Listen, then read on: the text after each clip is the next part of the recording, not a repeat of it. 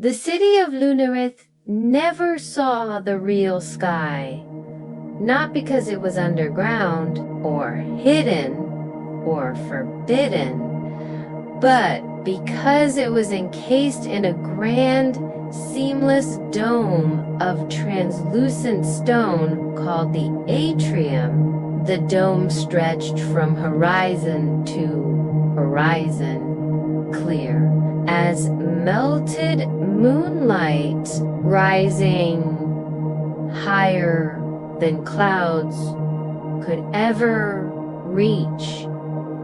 But what made Lunareth different wasn't the dome itself, it was the way it held the sky within it.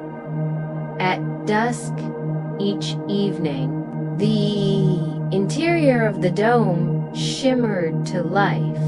Stars, real, burning stars, blinked into existence. Mapped carefully by ancient engineers who had once asked the heavens to loan them a piece of night.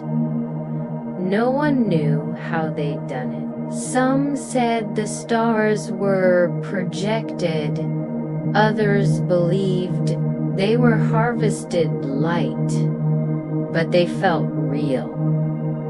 They shimmered, they whispered, and every evening, the people of Lunareth gathered beneath the dome to stargaze, not upward, but inward. The dome made the sky an intimate thing, close enough to see the subtle movement between constellations, to read the emotion in every glimmered dot. In a modest observatory just beneath the central arc of the atrium, a man named Elion prepared for another quiet night.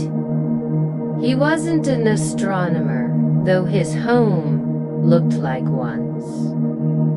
He didn't chart planets or study orbits. Elion's job was more peculiar. He was a listener, one of the few permitted to remain inside the atrium chamber after midnight. When the artificial sky dimmed and the stars grew still, he wore robes the color of snow dust and always carried with him a small notebook wrapped in faded leather. It was nearly full of dates and short sentences, but he never showed anyone what was written inside. As the hour drew close, Elion climbed the spiral stairs and unlocked the final door. The atrium darkened behind him, and above, the stars leaned down.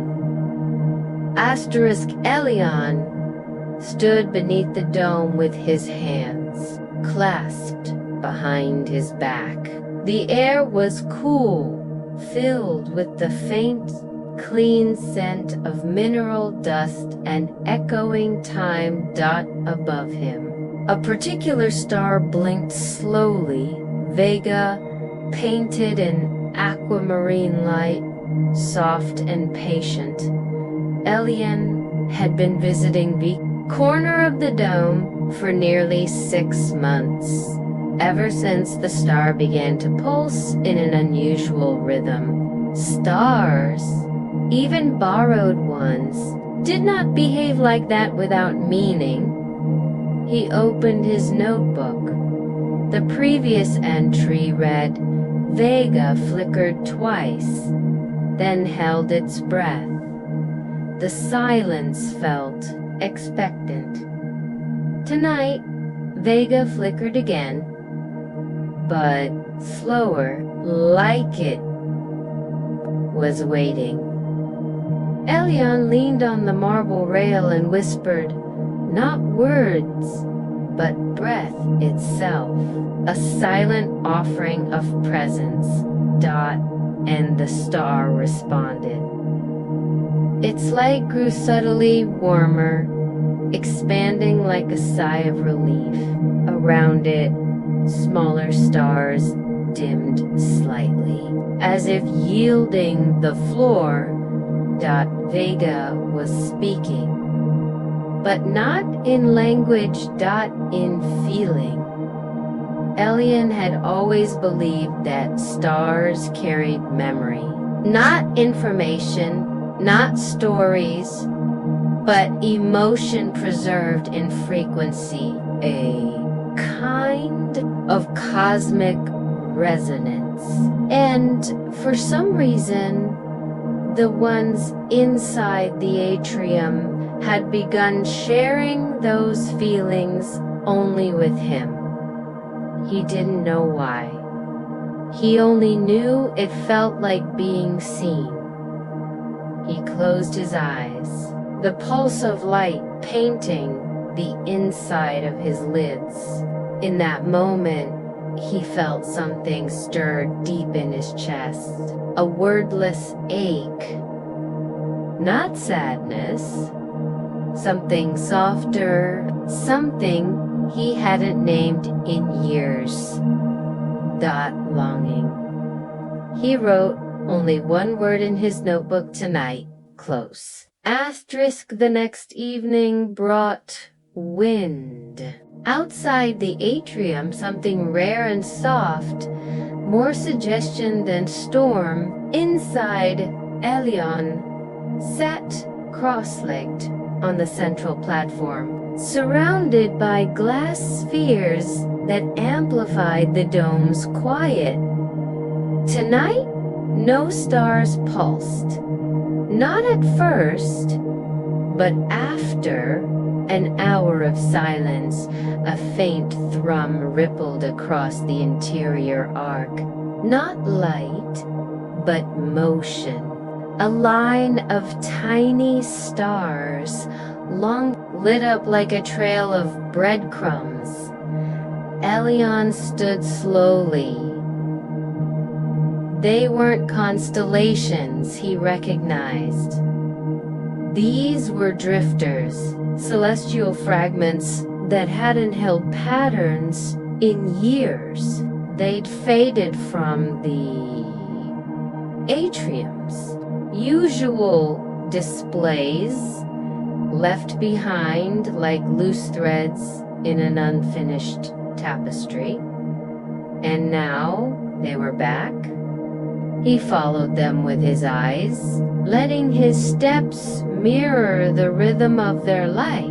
The trail led him to a part of the dome he hadn't visited in weeks, a shaded alcove near the western support columns. Usually silent. As he approached, the lights flickered once and then stilled. In the hush that followed, Elion felt something different. Not communication, not recognition. Invitation. He reached out and touched the wall of the atrium, something no one was supposed to do. It was forbidden. But the stars didn't protest. In fact, the air grew warmer. And in that moment, he understood this wasn't a malfunction. The atrium was remembering stars that had once mattered, but were no longer looked for. Forgotten orbits, neglected brightness, stars that had dimmed not from failure, but from being left out. He pressed his forehead to the wall, closed his eyes. "I remember you, too," he whispered.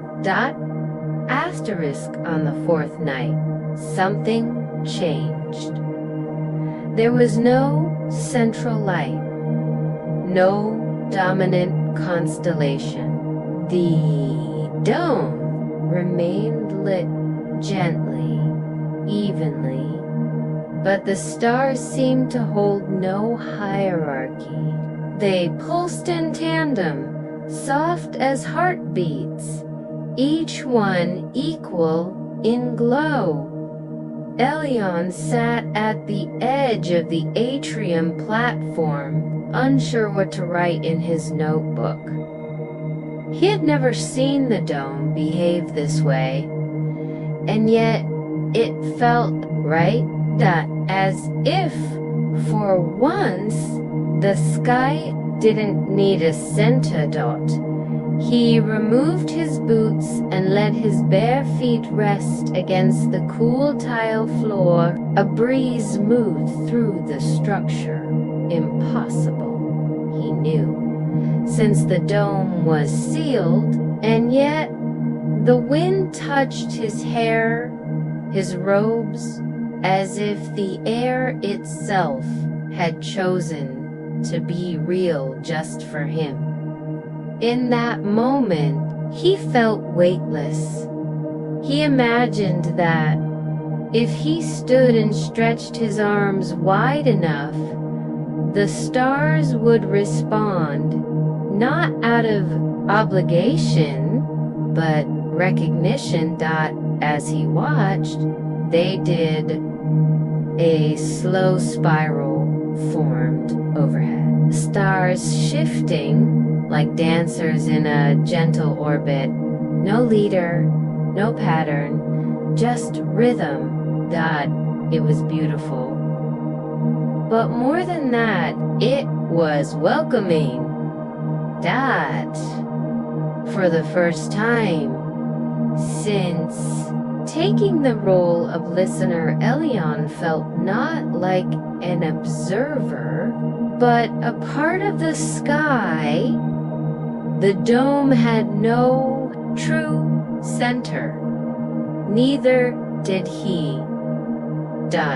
And maybe that was the point. Asterisk on the final night of the lunar cycle, Elion returned to the atrium long before dusk. He brought no tools, no notes, no ceremonial robes, only his bare feet against the cool marble and a steady rhythm in his breath. The chamber was silent when he arrived, but not empty. Even without light, the dome felt alive, as though it sensed his presence and had been waiting for it. Tonight was different. He no longer felt like a guest here. He had come not as a listener, not as a witness, but simply as himself. He walked the circular path along the edge of the atrium, each footstep releasing a faint echo that vanished into the high air. Around him, stars began to stir gently in their settings, subtle glints of movement, as if blinking awake from slumber. He paused beneath the arch of the central sky where Vega always held its soft vigil. The star glowed faintly now, subdued and thoughtful, like a heartbeat remembered. Elion tilted his head upward, and with both hands resting lightly at his sides, he whispered into the vastness above, "If I have ever held space for you, would you now hold space for me?" At first, there was no answer. No ripple, no sound, just the weightless hush of anticipation. But slowly, gracefully, the stars above began to respond, not in sudden bursts, but in alignment. One by one, constellations shifted, blinking out of their familiar forms and coalescing into something new. Their arcs curved together, their lights softening as they merged. Then they settled into a shape, a constellation he had never seen yet one that felt entirely familiar. It wasn't a figure, not a myth, not an animal or object. It was an essence, his essence. The silent spiral of his routines, the softness of his gaze, the nights spent alone under sky and silence, offering nothing but attention. The dome had taken all he had given and returned it in the language it understood. Best light, a small, surprised breath left him. He stood completely still, feeling not just seen, but mirrored above. Vega pulsed brighter, once, then once again. We remember, it seemed to say. Elion sat down on the polished floor, cross-legged beneath the shimmering pattern, hands resting palm up on his knees. Around him, the other stars joined in gentle resonance, pulsing in rhythm not to mark time, but to honor presence. He closed his eyes, and the silence changed. It wasn't empty. It wasn't quiet. It was filled with warmth, with welcome, with recognition. For years, he had listened to the stars. Tonight, they listened back. He remained there long after the pulse of the dome faded, long after the chamber dimmed. He stayed until only the faintest echoes of light lingered above, when he finally rose and turned to leave. He looked back just once. The constellation was still there, a pattern unrecorded in charts, unnamed by astronomers, that but deeply known, a place where light waited, a place where he belonged. And as he stepped through the final door into the soft glow of a city that never saw the real sky, he carried a piece of it inside him.